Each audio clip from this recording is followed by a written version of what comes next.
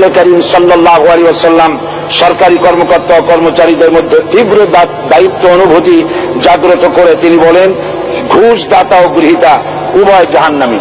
নবী করিম সাল্লাল্লাহু আলাইহি ওয়াসাল্লাম আরো বলেছেন, আমরা যদি কাউকে কোনো রাষ্ট্রীয় দায়িত্ব প্রদান করি তখন সেই ব্যক্তি তার ব্যক্তিগত কাজ যতটা নিষ্ঠা ও আন্তরিকতার সাথে পালন করে, রাষ্ট্রীয় দায়িত্ব যদি সেভাবে পালন না করে তবে কিয়ামতের দিন তাকে উল্টো করে জাহান্নামে নিক্ষেপ করা হবে।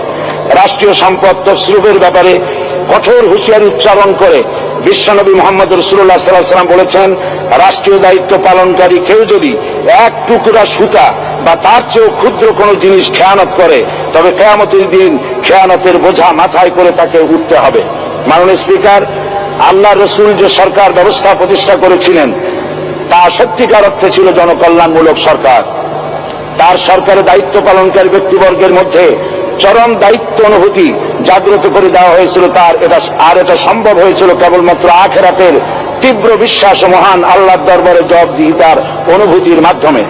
মানুষের নিকট জবাবদিহিতা পাশ কাটিয়ে যাওয়া যায়, কিন্তু আল্লাহর নিকট জবাবদিহিতা পাশ কাটানোর কোনো সুযোগ নেই।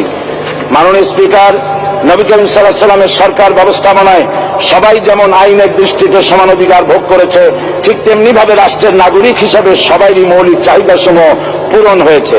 ঋণগ্রস্ত এতিম অসহায় জনগণ রাষ্ট্রীয় তহবিল থেকে সহযোগিতা লাভ করেছে। মূলত এটা জনকল্যাণমূলক সরকারের ধারণা বিশ্ববাসী তখনই প্রথম অবলোকন করে। মাননীয় স্পিকার, নবী করিম সাল্লাল্লাহু আলাইহি ওয়াসাল্লাম সরকারি কর্মকর্তাদের বিরুদ্ধে কোনো অভিযোগ পেলে তখনই ব্যবস্থা গ্রহণ করতেন।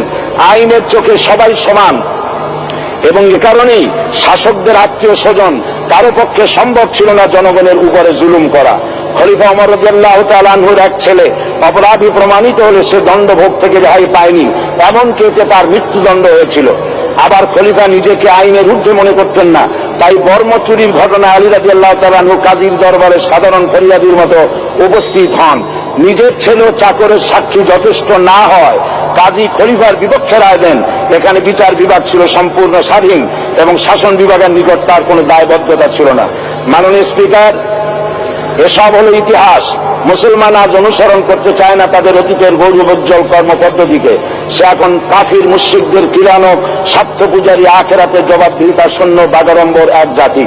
মাননীয় স্পিকার, যে জাতির এক পূর্বসূরি মাথায় আটার বোঝা বহন করে নিয়ে চললেন আর বলে গেলেন, মানুষ কেন, ফোরাতের কূলে যদি একটি কুকুরও না খেয়ে মারা যায় তবে এই ওমর রাদিয়াল্লাহু তাআলা আনহুকে কিয়ামতের দিন আল্লাহর দরবারে জবাবদিহি করতে হবে।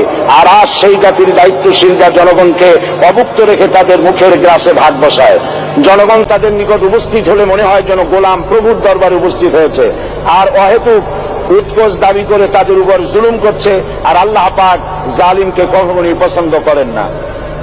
মাননীয় স্পিকার, আমি দৃঢ়ভাবে আশা করি এই অবস্থা কাটিয়ে উঠিয়ে আমরা রাসূল করিম সাল্লাল্লাহু আলাইহি ওয়াসাল্লাম কর্তৃক প্রদর্শিত রাষ্ট্র ব্যবস্থার অনুসরণ করে একটি সুখী সমৃদ্ধশালী আধুনিক ইসলামী রাষ্ট্র পরিণত করে বাংলার প্রিয় জন্মভূমি বাংলাদেশকে আজ গোটা বিশ্বব্যাপী শোষণ, নির্যাতন, হানাহানি, অশান্তির মধ্যে, তাই আজ পৃথিবীর অধীর আগ্রহে অপেক্ষা করছে ইসলামের আলোকে এমন এক রাষ্ট্র ব্যবস্থার যেখানে দায়িত্বশীলরা আল্লাহ তাআলার কাছে জবাবদিহিতার পাশাপাশি জনগণ নিকটও জবাবদিহি করতে বাধ্য হবে। মাননীয় স্পিকার, অনেক ত্যাগ ও তিতিক্ষার রক্তের বিনিময়ে গড়ে উঠেছে আমাদের গণতান্ত্রিক প্রতিষ্ঠান এই জাতীয় সংসদ। এই সংসদের সম্মান রক্ষা করার দায়িত্ব আমাদের সবার। গণতান্ত্রিক চর্চা, গণতন্ত্র প্রতিষ্ঠার স্বার্থে আমি আজ প্রধান বিরোধী দল আওয়ামী লীগকে সকল হিংসা, বিদ্বেষ ও পরাজয়ের গ্লানি ভুলে গিয়ে সংসদে যোগদানের উদাত্ত আহ্বান জানাচ্ছি। পরিশেষে আমি আপনার মতো সর্বজন শ্রদ্ধ একজন মার্জিত ও সুশিক্ষিত ব্যক্তিকে এই মহান সংসদের স্পিকার হিসাবে লাভ করে আমরা আনন্দিত হয়েছি।